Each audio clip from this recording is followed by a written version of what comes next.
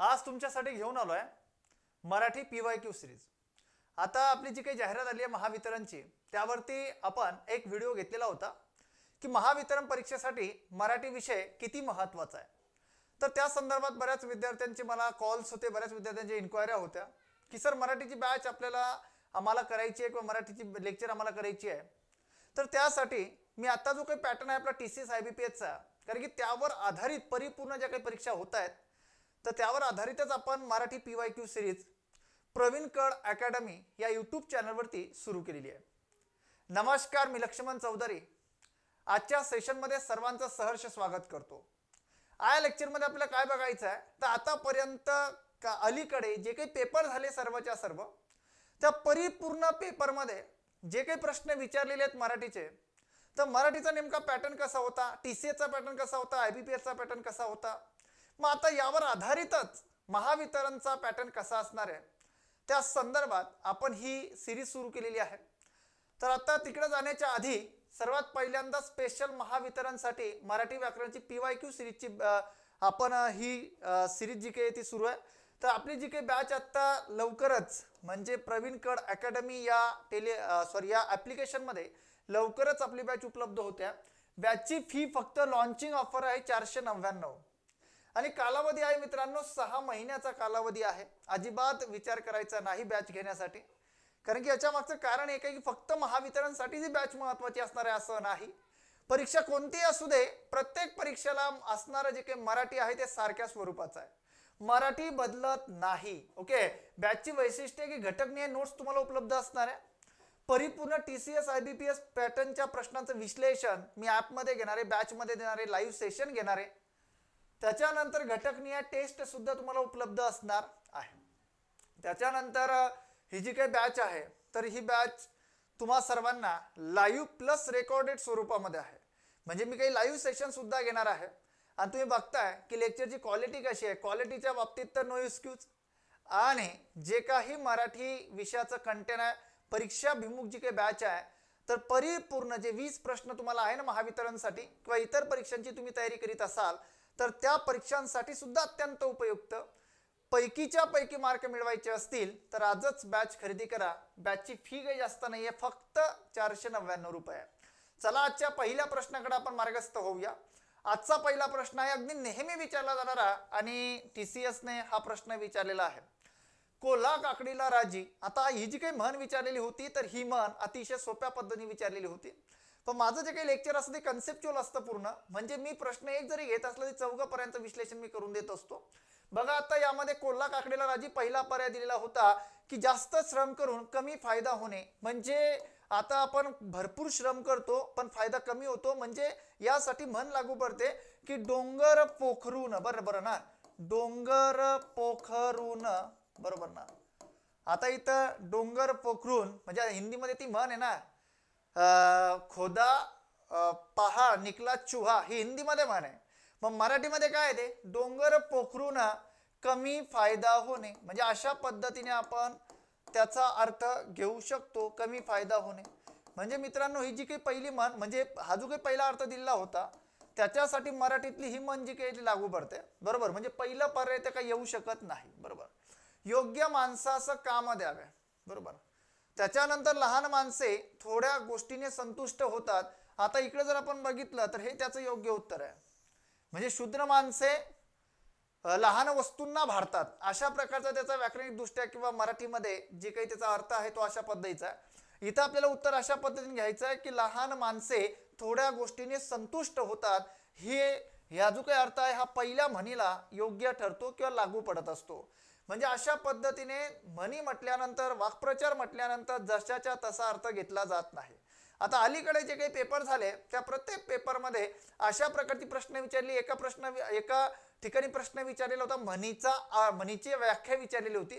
आणि आता जो 5 नोव्हेंबरचा पेपर पार पडला त्या 5 नोव्हेंबरच्या पेपरमध्ये वाक्प्रचाराची व्याख्या विचारली, म्हणजे आपल्याला माहिती असावं की म्हणी असतील, वाक्प्रचार असतील, जशाच्या तसा अर्थ त्याचा प्रकट होत नाही, त्याच्याशी म्हणजे आपलं जे दैनंदिन जीवन आहे त्या दैनंदिन जीवनाशी निगडीत दुसरा अर्थ तिथून प्रकट केला जातो की एखाद्याला उद्देशून बोलण्यासाठी अशा प्रकारची रचना होत असते। म्हणून पर्याय क्रमांक 3 हे त्याचं योग्य उत्तर आहे. पूर्ण निराशा करणे हे तर काही येऊ शकत नव्हतं. हा होता पहिला प्रश्न.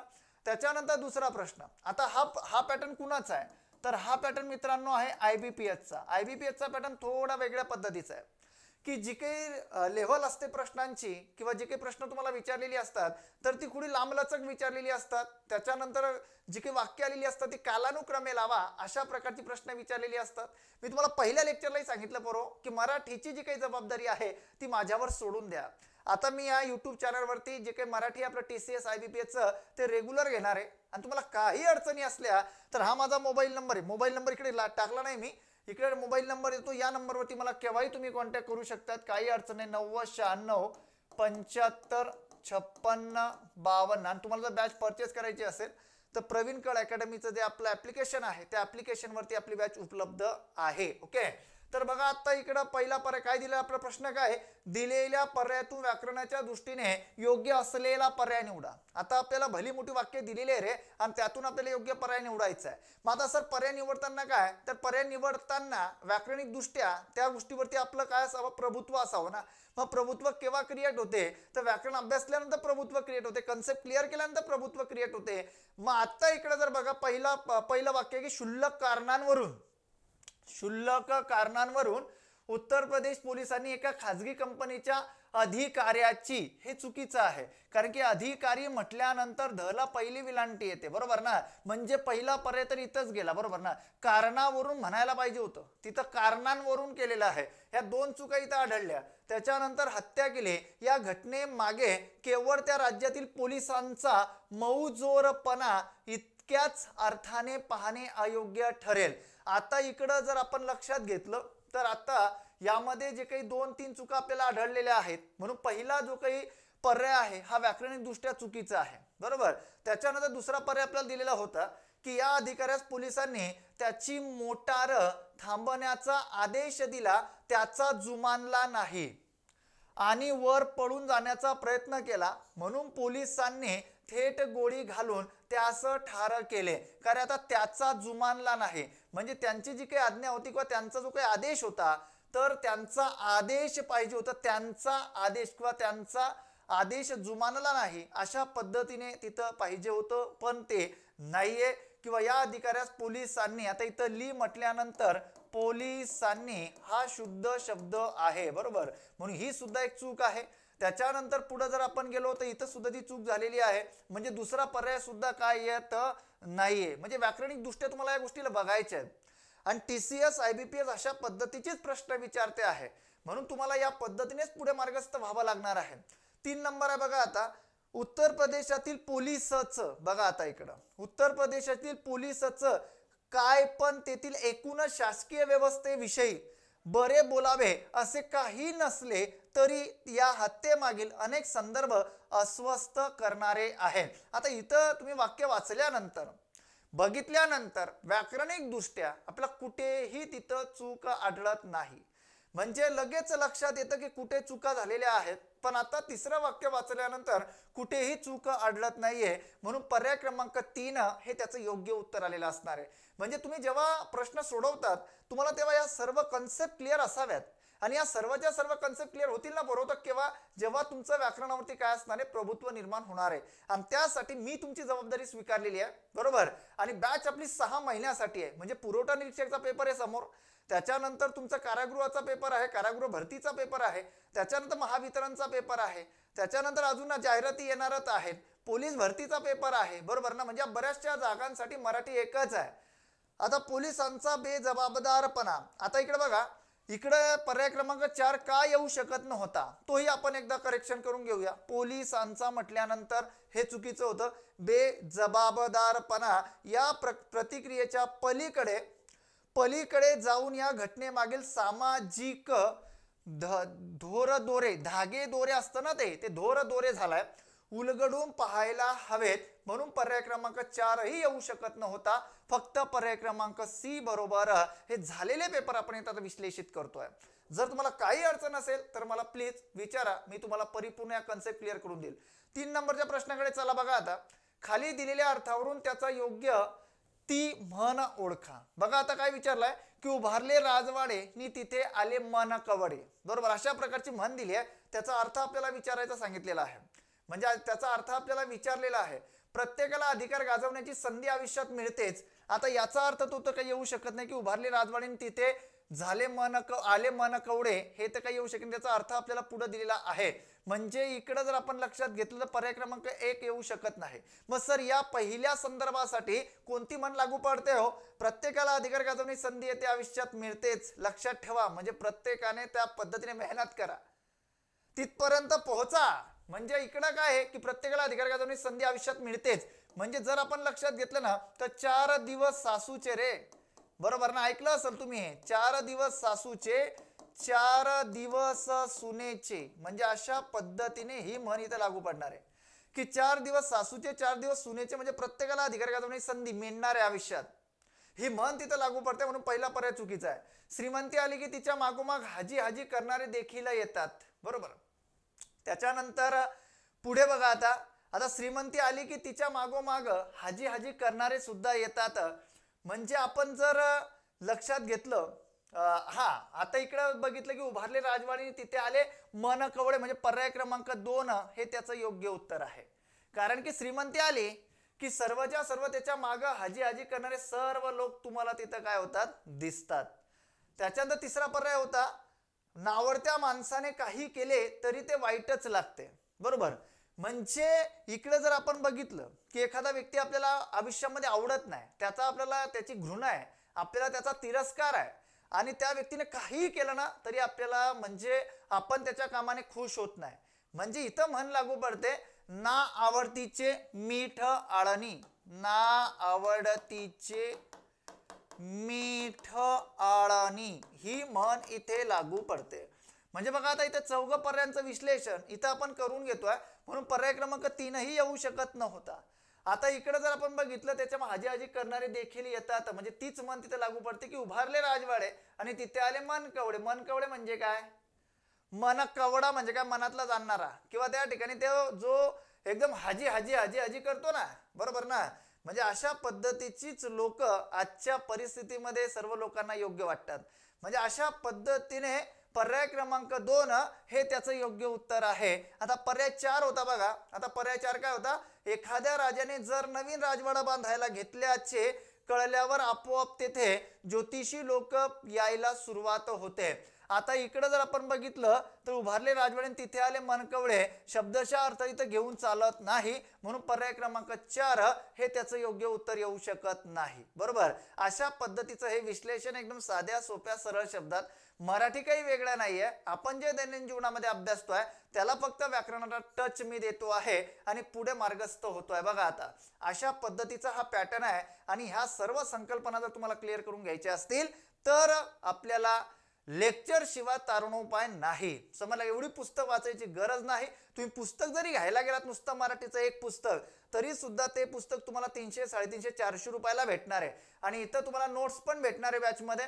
त्याच्यानंतर नंबर 2 मध्ये लाईव्ह लेक्चर पण होणार आहे, रेकॉर्डेड लेक्चर पण भेटणार आहे, टेस्ट पण भेटणार आहे. म्हणजे विचार करा तुम्ही की ह्या 499 रुपयामध्ये आपल्याला 6 महिन्यासाठी किती मोठा फायदा आहे.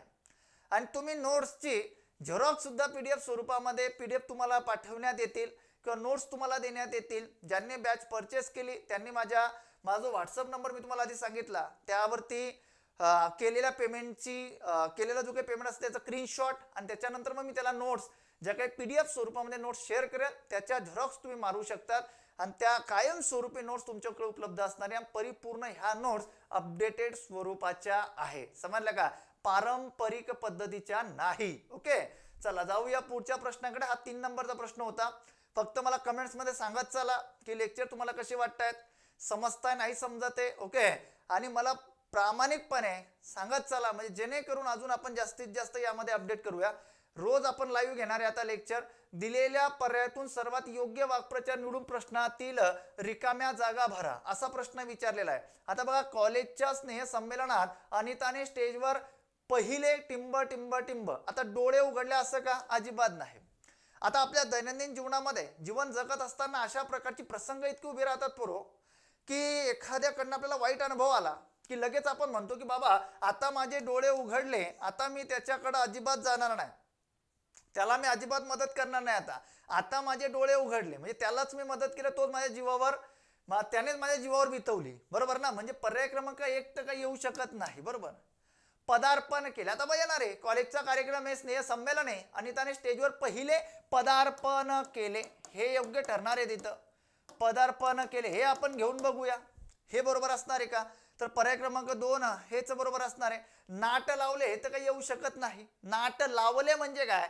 आता आपल्या दैनंदिन जीवनातला हा शब्द प्रयोग आहे की एखाद्या वेळेस आपण जेव्हा आपण एखाद्या वेळेस मार्गस्थ होत असतो किंवा कुठेतरी महत्वाच्या कामाला जात असतो किंवा एखादं काम करत असतो, तर नेहमी तिथं आपल्याला ऐकायला भेटतं की अरे याने मला नाट लावलं, बरोबर ना, याने मला नाट लावलं म्हणून ते त्या पद्धतीने होऊ शकलं नाही. अशा पद्धतीचा हा पर्याय क्रमांक 3 तर काही येऊ शकत नव्हता. वेगळं काही नाहीये आपल्या दैनंदिन जीवनामध्ये, त्याचा काही अर्थ स्पेसिफिक ना मी काही सांगत नाही. फक्त अशा पद्धतीने आपलं दैनंदिन जीवन, आपल्या दैनंदिन जीवनातले प्रसंग आणि हे मराठी आणि याचं उपयोजन करायचं आणि परीक्षेमध्ये प्रश्न सोडवायचे.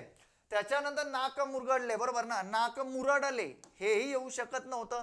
तुम्हा सर्वांना माहिती आहे नाक मुरडणं म्हणजे काय, बरोबर ना, की एखाद्याचा तिरस्कार करणं म्हणू शकतो आपण, बरोबर ना, किंवा नकार देणं असं म्हणू शकतो. म्हणून पर्याय क्रमांक 2 हाच योग्य होता. म्हणून पर्याय क्रमांक 2 हे त्याचं योग्य उत्तर आहे. अशा प्रकारची प्रश्न तुम्हाला विचारली जात आहेत. चला 5 नंबरचा प्रश्न आहे बघा. आता केशवने 10 मन लाकडे विकत घेतले, या वाक्यातील 10 मन, बरोबर, या विशेषणाचा प्रकार कोणता, असा प्रश्न तुम्हाला विचारलेला आहे.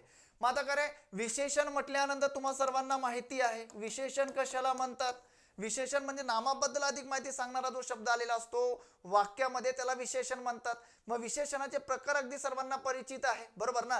म्हणजे आता जर आपण बघितलं तर या विशेषणाचे 2 मुख्य प्रकार पडतात.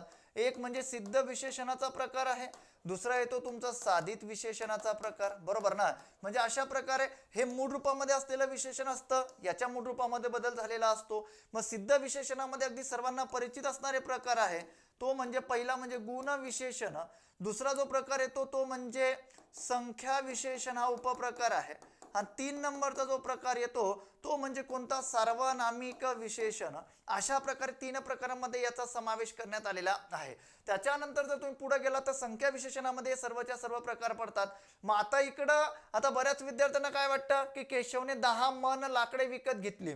मग आता काय रे, परिमाणवाचक हा एक पर्याय, गुणवाचक तर काही येऊ शकत नव्हता, संख्येचा बोध आहे, बरोबर. त्याच्यानंतर संख्यावाचक, आता काही पोरांना ह्या दोघांमध्ये भयान कन्फ्युजन आहे की परिमाणवाचक येणार का तिथं संख्यावाचक येणार, बरोबर आहे. आता इकडं जर आपण लक्षात घेतली, जर फक्त प्रश्नामध्ये अशा पद्धतीने राहिलं असतं वाक्यामध्ये की केशवने 10 लाकडे विकत घेतली, अशा पद्धतीने जर राहिलं असतं ना तर सरसकट डोळे बंद करून त्याचं उत्तर हे आलं असतं. पण तिथं पुढं काय की केशवने 10 मन लाकडे विकत घेतली, मन म्हटल्यानंतर हे आहे परिमाण, बर का, हे काय आहे, परिमाण आहे. म्हणून तिथं संख्यावाचक हे उत्तर तुम्हाला देऊन चालणार नाही, तिथं तुम्हाला उत्तर द्यावं लागणार आहे परिमाणवाचक संख्या विशेषण. कारण की जेव्हा एखादी वस्तू असते त्या वस्तूला म्हणजे संख्येमध्ये न मोजता त्याला परिमाणामध्ये जेव्हा मोजलं जातं, संख्येमध्ये मोजलं जात नाही, जेव्हा परिमाणामध्ये मोजलं जातं तेव्हा त्याला मराठीमध्ये काय म्हणतात, तर तेव्हा त्याला मराठीमध्ये म्हणतात परिमाणवाचक संख्या विशेषण. अशा पद्धतीने या कन्सेप्ट तुमच्या क्लिअर असल्या पाहिजे. आता इथं 100% पोरांना घाई असते रे, पोरांना 100% इथं घाई असते. 1 मार्क गेला ना, एक प्रश्न चुकला म्हणजे 1 मार्क गेला. म्हणून पर्याय क्रमांक 3 तर काही येऊ शकत नव्हता. सार्वनामिक पण येऊ शकत नव्हता. सार्वनामिक म्हणजे काय की सर्वनामाच्या मूळ रूपापासून तयार झालेलं ते विशेषण असतं, त्याला सार्वनामिक विशेषण म्हणतात. म्हणून पर्याय क्रमांक 4 ही येऊ शकत नव्हता. म्हणून पर्याय क्रमांक 1 अशाच पद्धतीने त्याचं उत्तर आहे. म्हणजे याच्या व्यतिरिक्त अजून आपण उदाहरणं घेऊ शकतो ना परिमाणची. काही घरे हे सुद्धा उदाहरण कशाचं येऊ शकतं, परिमाणाचं येऊ शकतं. किंवा 10 लिटर पेट्रोल, बरोबर ना. अशा पद्धतीने लिटर म्हटल्यानंतर परिमाण, बरोबर. किंवा पाणी लिटरने मिळते, बरोबर ना. किंवा पेट्रोल लिटरने मिळते. अशा पद्धतीची आलेली जी काही नामाबद्दल अधिक माहिती सांगणारे जी काही शब्द असतात आणि ती परिमाण जेव्हा जेव्हा दर्शवित असणार आहे, संख्येचा उल्लेख जरी असताना 10 लिटर पेट्रोल मी घेतले, बरोबर ना, 10 लिटर पेट्रोल, मग 10 लिटर काय झालं, ते परिमाणवाचक विशेषण झालं.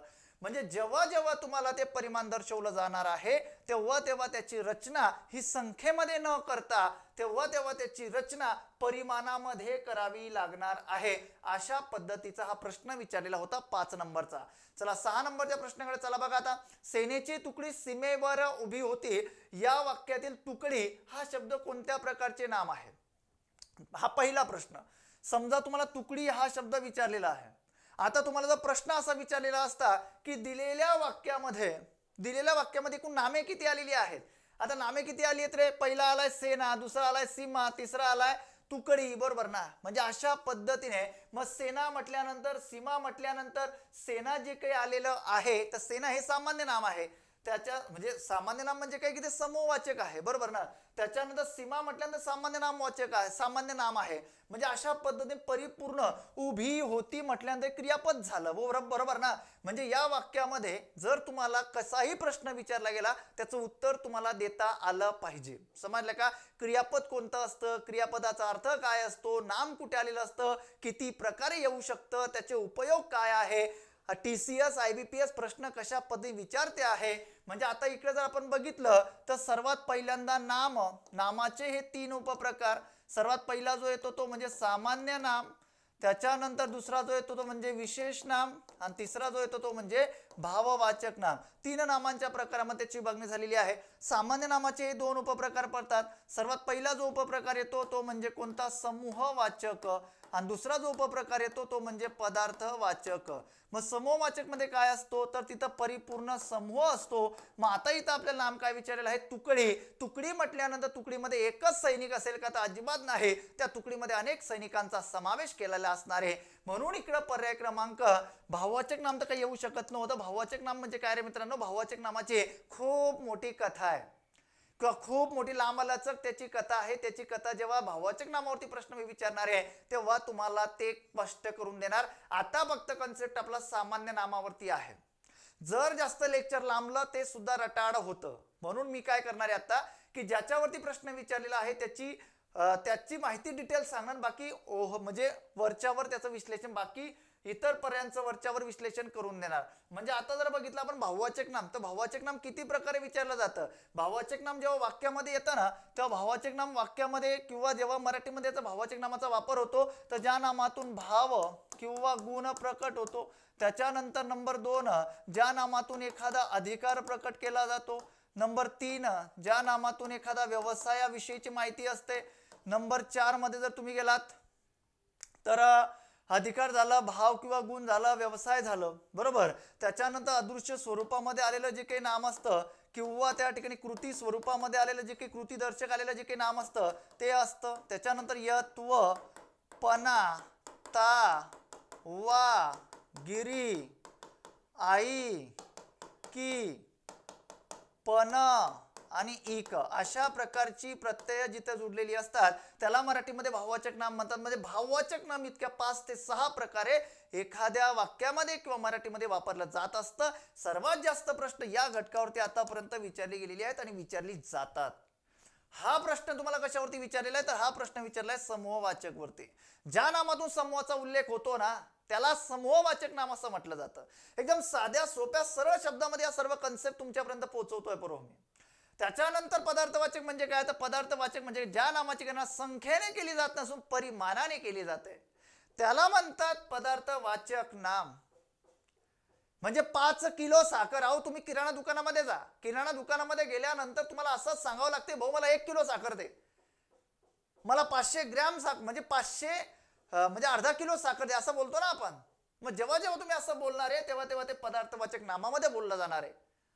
तिथं गेल्यानंतर तुम्हाला असं म्हणून चालणार नाही की भाऊ मला 1 साखर दे, अजिबात नाही. गहू घ्यायला जाताना मार्केटला तुम्हाला असंच बोलावं लागते मला 1 क्विंटल गहू दे, 2 क्विंटल गहू दे, 20 किलो गहू दे, 50 किलो गहू दे, असंच तुम्हाला बोलावं लागतं. 1 गहू दे, 2 गहू दे असं म्हणून चालत नाही. संख्येने त्याची गणना केली जात नाही पोरो. तर त्याची गणना करताना तुम्हाला परिमाणच वापरावं लागतं. जसं क्विंटल, किलो, ग्रॅम ह्या सर्वच्या लिटर ह्या सर्वच्या सर्व त्या वस्तू किंवा ते नाम मोजण्याचं परिमाण आहे. अशा पद्धतीने याचं उत्तर पर्याय क्रमांक तीन हे आहे. विशेष नाम सर्वांना माहिती आहे. विशेष नाम म्हणजे काय की जे माझ्या भाषेत लक्षात ठेवा, जे म्हणजे तेच असते, त्याच्यासारखं दुसरं काहीच नसते, त्याला विशेष नाम म्हणून ओळखलं जातं. विशेष संपला की या पृथ्वी तलावर जे जे युनिक आहे, जे जे विशिष्ट आहे ते विशेष नाम आहे. आता मी तुमचा लेक्चर घेतोय लक्ष्मण चौधरी, माझं नाव विशेष नाम आहे. माझ्यासारखा या पृथ्वी तलावर कोणी नाही, अशा पद्धतीने. ओके. त्याच्यानंतर 7 नंबरचा प्रश्न आहे बघा. दिलेल्या पर्यायातील सर्वात योग्य वाक्प्रचार निवडून प्रश्नातील रिकाम्या जागा भरा. दिव्यांग मुलांची प्रदर्शनातील चित्रे पाहून प्रमुख पाहुणे हतबल झाले. हतबल कशाला होतील रे ते रे? हतबल कशाला होतील? तुम्हाला सर्वांना माहिती आहे. हतबल होणे म्हणजे काय? हताश होणं, निराश होणं. ते कशाला हतबल होतील? ते कार्यक्रमाला आले आहेत, बरोबर का नाही? त्याच्या नंबर 2, सुतावरून स्वर्ग गाठले. अजिबात नाही. म्हणजे एखादी छोटी गोष्ट असते, या क्षुल्लक गोष्टीचा जास्तीत जास्त म्हणजे जास्तीत जास्त उठाठेव करणे, क्षुल्लक गोष्टीवरून जास्तीत जास्त उठाठेव करणे, असा त्याचा अर्थ प्रकट होतो या वाक्प्रचाराचा. म्हणून ते येणार नाही. स्तिमित झाले. यास म्हणजे ते आश्चर्यचकित झाले, त्यांना आनंद वाटला रे, म्हणून पर्याय क्रमांक 3 स्तिमित झाले. म्हणजे अशा पद्धतीने आपण जर लक्षात घेतलं तर आपल्याला एक गोष्ट अशी पण म्हणजे माहिती असावी की समजा या प्रश्नाचं उत्तर मला माहिती नाही आहे, पण मी काय करणार आहे की हा पर्याय बाजूला करणार आहे, हा पर्याय बाजूला करणार आहे, हा पर्याय बाजूला करणार आहे, आणि मी एकाच पर्यायाचं उत्तर म्हणजे एकच पर्याय माझं उत्तर त्या ठिकाणी आलेलं असणार आहे. मला उत्तर माहिती नाहीये, पण मी इलिमिनेशन मेथडने 3 पर्याय काय केले, बाजूला केले. पर्याय उरला एकच, ते त्याचं योग्य उत्तर आहे. संपला विषय. म्हणजे पेपर कसा सोडवावा हा सुद्धा टेक्निक्स तुमच्या डेव्हलप होणाऱ्या बॅच मधनं मी नेहमी सांगत असतो. म्हणजे इकडे जर आपण लक्षात घेतलं तर रामराम ठोकले म्हणजे काय की निरोप घेतला ना, निघून गेला तिथून तो. हा पर्याय प्रश्न क्रमांक 7 होता. आणि मला सांगा लेक्चर कसं समजते आहे. पुन्हा त्या ठिकाणी बॅचची थोडी जाहिरात आहे, बरोबर. आता बॅच मध्ये तुम्हाला या सर्वच्या सर्व गोष्टी उपलब्ध आहे. मी तुम्हाला सांगितलं, आता पुन्हा काही बोलत नाही. तर आजच बॅच परचेस करा. जर तुम्हाला खरंच मराठीमध्ये भरून भरून मार्क घ्यायचे असतील, आयुष्यभरासाठी मराठी उत्कृष्टपणे शिकायचं असेल, तर तुम्हाला ही बॅच अतिशय उपयुक्त आहे. काहीच बोलायची गरज नाही. परिपूर्ण विश्वासाने या संपूर्ण जेवढ्या गोष्टी तुम्हाला सांगतोय ना, त्या संपूर्ण विश्वासासाठी मी पात्र आहे आणि त्याची जबाबदारी परिपूर्ण मी स्वीकारलेली आहे. तुम्ही त्याचं टेन्शन घ्यायचं नाही. चला जाऊया पुढच्या प्रश्नाकडे. बघा पुढचा प्रश्न आहे. 12 फुटाच्या लांबीची खोली आणि मैलोना मैल पसरलेले अंगण या वाक्यातील आणि ह्या अव्ययाचा प्रकार ओळखा. एकदम सोपा प्रश्न विचारलेला होता. आता याचं उत्तर पर्याय क्रमांक 2 आहे, उभयान्वयी अव्यय. का? कारण की उभयनिय अव्ययावरती आपण थोडं बोलूया. उभयान्वयी अव्यय म्हटल्यानंतर अतिशय महत्वाचा घटक आहे, कारण की या घटकावरती परिपूर्ण वाक्यांचे प्रकार अवलंबून आहे. या दोघं प्रकारांमध्ये त्याची विभागणी आहे. एक प्रधानत्व बोधक आणि त्याच्यानंतर जर पुढे गेलात तुम्ही तर इकडे गौणत्व बोधक. प्रधानत्व बोधक मध्ये कुठले प्रकार येतात, तर प्रधानत्व बोधक मध्ये पहिला प्रकार येतो तो म्हणजे कोणता? पहिला प्रकार येतो समुच्चय बोधक. नंबर 2 चा येतो विकल्प येतो. नंबर 3 येतो न्यूनत्व बोधक. आता पूर्ण काही लिहित नाही मी, जेवढं महत्वाचं आहे शॉर्टकट, न्यूनत्व बोधक. आणि 4 नंबरचा जो प्रकार येतो तो येतो परिणाम बोधक. अशा प्रकारे ह्या 4 प्रकारांमध्ये त्याची विभागणी आहे. समुच्चय बोधक मध्ये कोणकोणते अव्यय येतात? आणि, व, शिवाय, त्याच्यानंतर आणखी, आणिक, थोडं अक्षर छोटं येत्या, आणिक, अन आणि न, अशा प्रकारे ही अव्यय आहेत. आता अव्यय म्हणजे काय असतं रे? अव्यय म्हणजे काय की 2 शब्द असतील, 2 वाक्य असतील, यांना जोडण्याचं काम ज्याच्याकडनं केलं जातं, किंवा संबंध. अव्यय म्हणजे काय? संबंध दर्शविण्याचं काम ज्याच्याकडनं केलं जातं. म्हणजे अव्यय म्हणजे थोडक्यात सांगायचं झालं की त्याला अविकारी सुद्धा म्हटलं जातं, की ज्याच्यातून जे काही नाम असतं किंवा जे काही शब्द असतात त्याचा संबंध दर्शवण्यासाठी ते आलेलं असतं, त्यानंतर वाक्य जोडण्यासाठी त्याचा वापर होत असतो, त्याला अव्यय म्हटलं जातं. मग उभयनिय अव्यय म्हणजे काय? उभय आणि अन्वय. आता इथं याची रचना कशी आहे? उभय अधिक अन्वय. इथं पाठांतर करायची गरज नसते. माझं लेक्चर परिपूर्ण कन्सेप्टवर अवलंबून असते. पाठांतर अजिबात करू नका, फक्त कन्सेप्ट क्लिअर करा आणि भरून भरून मार्क घ्या. ते आपोआप तिथं लक्षात राहतं, बरं का? टेन्शन घ्यायची गरज नाही. ओके. उभय आणि अन्वय. उभय म्हणजे काय? तर 2 आणि अन्वय म्हणजे काय? तर संबंध. म्हणजे अशा पद्धतीने या सर्वच्या सर्व कन्सेप्ट आपल्या क्लिअर होतात. ओके, मग आता इकडं समुच्चय बोधक विकल्प बोधक मध्ये काय आलेलं असतं? किंवा येतं, अथवा येतं, वा येतं, अगर येतं. त्याच्यानंतर न्यूनत्व मध्ये पण, परी, परंतु, बरोबर ना, यांचा समावेश त्यातनं होत असतो. परिणाम बोधक मध्ये म्हणून, यास्तव, थोडा आता स्वल्पविराम पाहिजे, मी डायरेक्ट हे करतोय, यास्तव, सबब, बरोबर, अशा प्रकारचे अव्यय, तस्मात, त्यामुळे, अतएव, अशा प्रकारची अव्यय त्यामध्ये काय होत असतात? समाविष्ट होतात. गौणत्व बोधक मध्ये 4 प्रकार येतात: स्वरूप, उद्देश, कारण आणि संकेत. इकडे लिहितो. स्वरूप बोधक मध्ये काय येतं? म्हणून, म्हणजे, की, जे. जर तुम्हाला मराठीचे जास्तीत जास्त अपडेट बघायचे असतील तर लक्ष मराठी अकॅडमीचं ऍप जे आहे ते, लक्ष मराठी अकॅडमीचं यूट्यूब चॅनल जे आहे ते सुद्धा सबस्क्राईब करून ठेवा. तुम्हाला जास्तीत जास्त मराठीची माहिती तिकडे तुम्हाला उपलब्ध होणार आहे. उद्देश बोधक मध्ये म्हणून, यास्तव, थोडं अक्षर माझं खूप छोटं होत आहे, यास्तव, कारण, का, की. कारण का की इकडं पण येतो का सर? तर इकडं पण येतो, इकडं कारण मध्ये पण येतो, इकडं पण कारण का की येतो, कारण का की इकडे सुद्धा येतो. आणि संकेत बोधक म्हटल्यानंतर तुम्हाला सर्वांना माहिती आहे जर तरची रचना असते, जरी तरीची रचना असते. थोडं अक्षर छोटा आलं याचं विश्लेषणाला, काय अडचण नाही याचं, म्हणून पर्याय क्रमांक 2 हे त्याचं योग्य उत्तर होतं. इकडं आणि आलेलं आहे म्हणून समुच्चय बोधक, त्याचा उपप्रकार जाते ते समुच्चय बोधक ह्या प्रकारामध्ये आणीचा समावेश होत असतो. अशा प्रकारचा 8 नंबरचा प्रश्न होता. 9 नंबरचा प्रश्न आहे आता जागरूक. जागृत म्हटल्यानंतर समानार्थी शब्द तुम्हाला विचारलाय. जागृत म्हटल्यानंतर काय रे मित्रांनो? तर जागृत म्हटल्यानंतर सजग हे त्याचं योग्य उत्तर आलेलं असणार आहे. आता तुम्हाला सर्वांना माहिती आहे की आता सहाय्यक म्हणजे काय? तर सहाय्यक म्हणजे याचा अर्थ होतो बाण, याचा अर्थ होतो तीर, बरोबर ना? किंवा याला तुम्ही अजून काय म्हणू शकता, हा अशा प्रकारे त्याचा अर्थ, किंवा शर, अशा प्रकारे त्याचा अर्थ तुम्ही प्रकट करू शकतात. सोंग म्हटल्यानंतर काय? सोंग म्हटल्यानंतर आपल्या दैनंदिन जीवनातला शब्द आहे. बऱ्याचदा आपली आई आपल्या समोर म्हणते की बाबा एकदम सोंग नको करू, बरोबर ना, बहाना नको करू, नाटक नको करू रे, बरोबर, नाटक नको करू, बहाना नको करू, अशा बऱ्याचशा गोष्टी त्यामध्ये तुम्ही घेऊ शकतात, किंवा आपल्या दैनंदिन जीवनातले जी शब्द आहे ती त्यामध्ये समाविष्ट होणार आहे, बरोबर. आणि त्याच्यानंतर जागृत मध्ये सजग, उत्साहित सर्वांना माहिती आहे, आनंदी, हर्ष झालाय बा त्याला, बरोबर ना. म्हणजे अशा प्रकारे पर्याय क्रमांक 3 हे त्याचं योग्य उत्तर होतं. प्रश्न अगदी सोपा होता, अवघड न होता. हा आता एक प्रश्न विचारलेला, फक्त तुम्हाला एकच सांगायचं आहे, तुमच्या समोर या सर्व गोष्टी मांडण्यामागचं कारण एकच आहे की अशा पद्धतीचा TCS IBPचा हा पॅटर्न आहे, आणि अशा पद्धतीने हा पॅटर्न तुम्हाला फॉलो करायचा आहे. परिपूर्ण पॅटर्न तुम्हाला आपल्या बॅच मध्ये उपलब्ध आहे, काही अभ्यासाची गरज नाही. दुसरं बघा, आता विरुद्धार्थी शब्दाची अयोग्य जोडी विचारलेली आहे. आता उन्नती अधोगती बरोबर आहे, आवश्यक अनावश्यक बरोबर आहे, कृपा अवकृपा बरोबर आहे. पर्याय क्रमांक 4 हे चुकीचं आहे. कर्णकटू कर्ण कर्कश अजिबात नाही, कर्णकटू कर्ण मधुर असं पाहिजे होतं, म्हणून पर्याय क्रमांक 4 हे चुकीचं आहे. अशा प्रकारे आजच्या लेक्चरमध्ये फक्त 10 प्रश्न होती. रोज मी 10 प्रश्नांचं विश्लेषण तुमच्या समोर मांडणार आहे. तुम्हाला खूप जास्त फायदा या आपल्या सिरीजचा होणार आहे. इथं मी आता थांबतो आहे. तर उद्याच्या लेक्चरमध्ये लवकरच तुमच्यासाठी नवीन स्वरूपामध्ये नवीन प्रश्न, नवीन विश्लेषणासह घेऊन येतोय. सर्वांना धन्यवाद. जय हिंद, जय महाराष्ट्र.